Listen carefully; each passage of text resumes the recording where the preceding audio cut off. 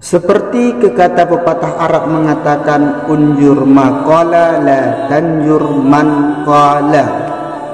Lihatlah apa yang disampaikan, jangan lihat siapa yang menyampaikan.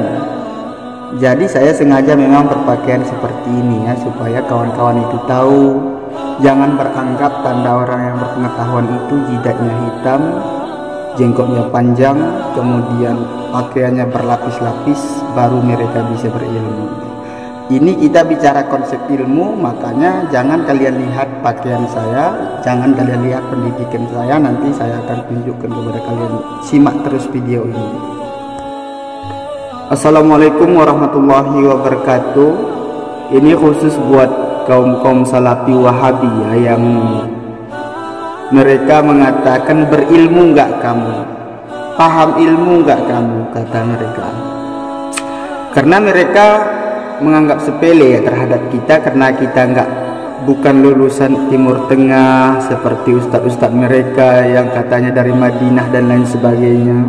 Oke, di sini saya akan tunjukkan kepada kalian ya. Kami memang tidak pergi ke Madinah, tidak pergi ke Arab. Tapi tahukah kalian, kitab-kitab yang kami pelajari, referensi yang kami gunakan itu, walaupun kami tidak pergi ke Arab, tapi referensi yang kami gunakan itu semuanya kitab-kitab yang berbahasa Arab ya. Berbahasa Arab, bahkan Arab klasik yang tidak ada barisnya, sehingga kita itu harus menguasai ilmu nahu, ilmu saraf untuk membacanya, untuk memaknainya.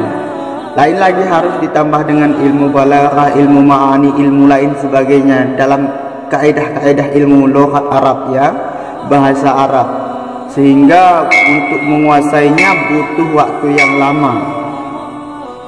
Lantas kenapa saya berpakaian seperti ini ya? Saya sengaja memang pakai kaos untuk membuat konten edukasi tentang pembahasan seperti ini, supaya kiranya saudara-saudaraku yang terkadang ikut-ikutan kepada manhaj salafi wahabi, supaya kalian itu sadar, tanda orang berilmu itu tidak mesti jidatnya yang hitam, tidak mesti yang berjenggot panjang, tidak mesti yang bergamis berjubah.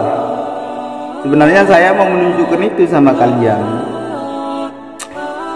Bukan saya sok pintar ya, saya memang tidak pintar. Makanya kalau saya itu pilih jalan bermadzhab ataupun saya bertaklid, ikut imam, supaya kalau kita sudah ikut orang yang alim, pemahaman kita itu sesuai dengan Al-Quran dan Sunnah yang sesungguhnya, bukan cuma sekedar kopernya saja.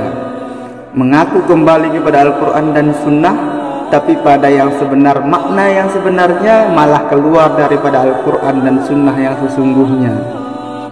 Mana contohnya? Misalkan kayak ayat yang mengatakan Ar-Rahmanu ala arasy istawa, Allah berada di atas langit, katanya itu kan. Padahal kan pemahaman ulama salaf terhadap ayat tersebut kan itu bukan sebagai dalil untuk menunjukkan Allah berada di atas langit. Akan tetapi ayat tersebut digolongkan ke dalam ayat-ayat yang mutasyabihat, yang memang tidak bisa kita jadikan dalil, tapi tugas kita wajib mengimani ayat tersebut, bahwasanya ayat tersebut datangnya dari Allah Subhanahu wa ta'ala. Jadi begitu kawan-kawannya. Karena banyak komentar, berilmu enggak kamu? Kalau kita jawab secara logika ilmiahnya, kalaulah saya tidak berilmu, sungguh saya pun terjebak seperti kawan-kawannya, ikut-ikutan sama, ya ikut-ikutan lah pokoknya, ikut-ikutan membid'ahkan ini, membid'ahkan itu, membid'ahkan amalia-amalia orang lain. Sungguh saya terpaku seperti kawan-kawan, dan pemahaman saya itu sangat sempit bila saya memang tidak berilmu ya. Ini bukan sombong atau apa, tapi karena memang ada, alhamdulillah, Allah memberikan pengetahuan sedikit, memberikan taufik dan hidayahnya, sehingga saya berada dalam kalangan orang-orang yang alim. Artinya Saya memang tidak alim, tapi saya alim untuk melihat orang yang alim. Saya memang tidak pintar, tapi saya pintar melihat orang yang pintar. Artinya, saya mengerti mana orang yang alim yang sesungguhnya dan mana orang yang pintar yang sesungguhnya.